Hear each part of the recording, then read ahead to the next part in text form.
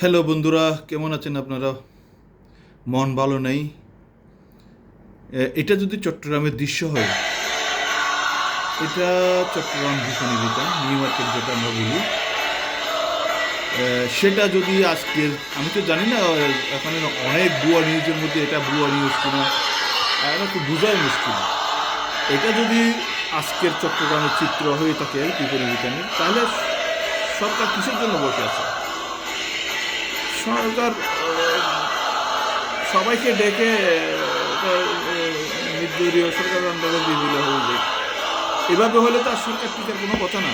এত জনসংখ্যা, এত মানুষ, এত ছাত্রছাত্রীরা যদি রোডে নেমে যায়, আপনাকে চাচ্ছে না, তা আপনি বসে থেকে লাভটা কি? কত কত আর বেজিতে হলে আপনি নেমে যাবেন?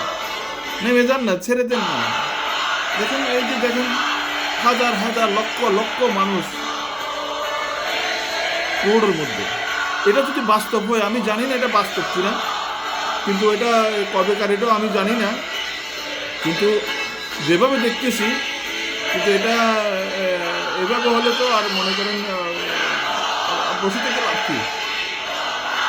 আমি আহ্বান জানাবো বাংলাদেশ সরকারকে, আপনারা একটা সবার সাথে পরামর্শ করে, সভা করে, সবার কথা শুনে ছেড়ে দেন। করতে চাইছিলেন তো, আর আর আর কত করবেন? ছেড়ে দেন না, ওদের হাতে ছেড়ে দেন। ওকে, ভালো লাগতেছে না, মন ভালো নাই।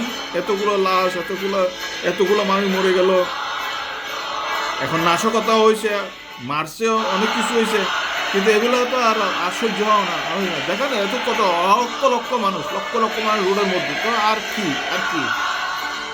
ওকে, আপনারা বিবেচনা করবেন এগুলো নিয়ে।